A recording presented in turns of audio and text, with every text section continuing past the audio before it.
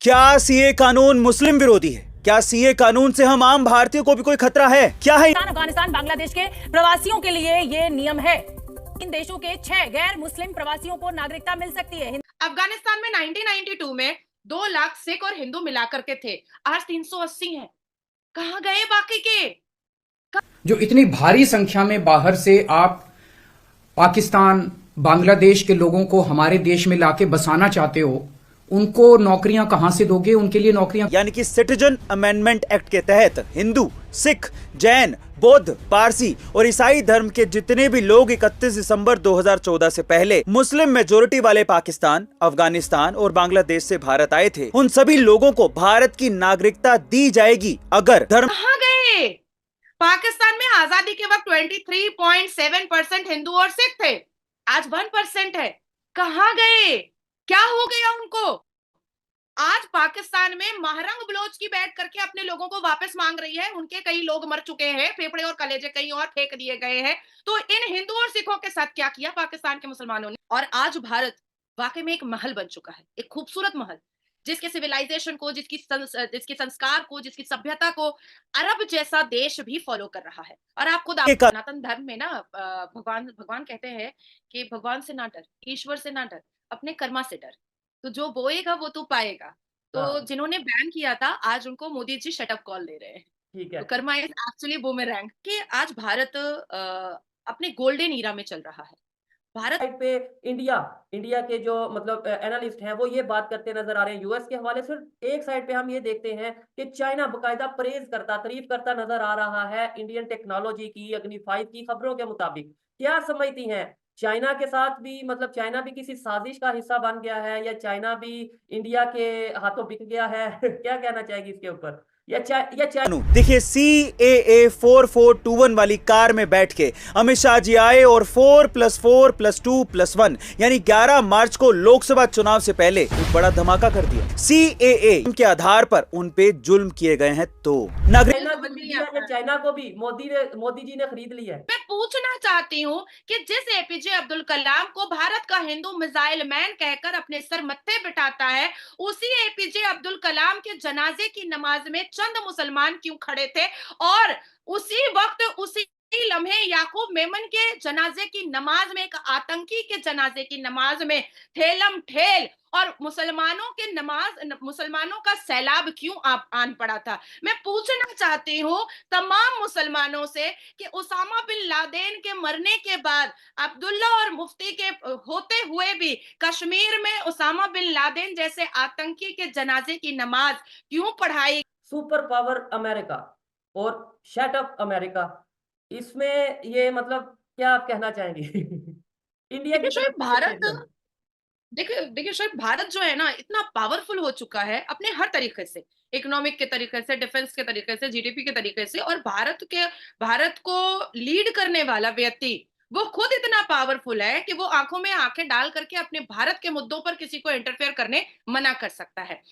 अब यूएस ने जब सीए को लेकर के कोई टिप्पणी की है, तो पहले उनको डेटाज उठा करके देखना चाहिए था।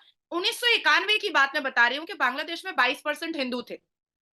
आज कितने परसेंट है? 3.9%। कहाँ गए ये हिंदू और सिख? क्या कर दिया गया इनके साथ? क्या मार डाला गया?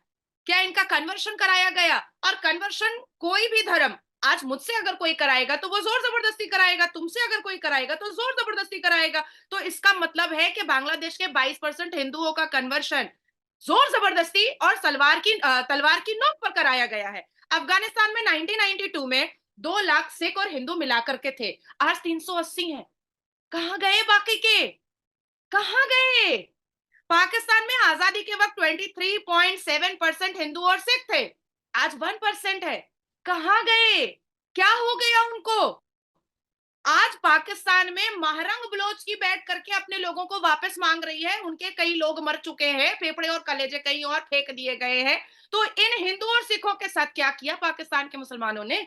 क्या किया? तो ये जानना बहुत जरूरी था। और मुझे लगता है कि मेरा भारत इतना पावरफुल है और मेरे भारत को लीड करने वाला, मेरे भारत का नेता और सबसे बड़ा नेता और इस पूरे युग का और इस पूरी दुनिया का की सबसे बड़ी पार्टी का नेता नरेंद्र मोदी आंखों में आंखें डाल करके अगर शटअप कॉल दिया है तो बिल्कुल सही काम हुआ है, और हमारी छाती गर्व से चौड़ी हो रही है।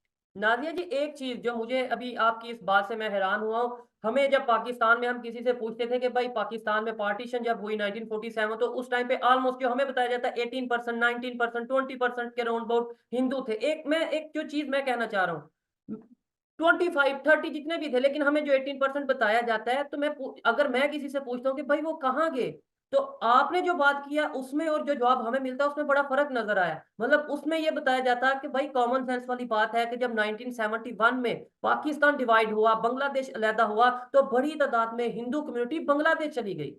लेकिन आप कह रही हैं कि बांग्लादेश में भी हिंदुओं की जो अगर परसेंटेज वाइज बात करें तो आबादी बिल्कुल कम हो गई। मतलब 22 या हाँ, इतने परसेंट से वो डायरेक्ट 3.6% पे 22% 1991 का डेटा कह रहा है, 1991 का बांग्लादेश का डेटा कह रहा है, जो आप भी गूगल में सर्च कर सकते हैं कि 22% हिंदू थे, जिसमें से 3% 4% उसी 22% में 3% 4% सिख भी थे। और आज 2024 की बात मैं बता रही हूँ कि 3.9% हिंदूज है, तो मतलब जिनका कन्वर्शन कराया गया, जिनको मार डाला गया। तो सबके रूल रेगुलेशंस को, सबके दिमाग को, सबके जज्बात को खरीदना सच में इतना आसान होता है? नहीं, मुझे ऐसा हमारे इधर तो लगता ये है कंसेप्ट दिया कि जाता है मोर ना। देन 1.9 बिलियन हिंदुओं के बीच में रह करके भी आज भी नाजिया इलाही खान मुसलमान है। तो मेरे जज्बात को, मेरे उसूलों को, मेरे इस्लाम को तो कोई नहीं खरीद सका, और लोग मुझे ऐसे ही एक्सेप्ट करते हैं और पसंद करते हैं। लोग मुझे इसी तरह से पसंद करते हैं। मेरा 4 दिन का दौरा था दिल्ली में और मैं रोजे में थी, लोगों ने मुझे ऐसे ही पसंद किया, इसी हालात में पसंद किया। देखिए, चाइना बर्बाद होने के कगार पर है, ये किसी से छुपा नहीं है।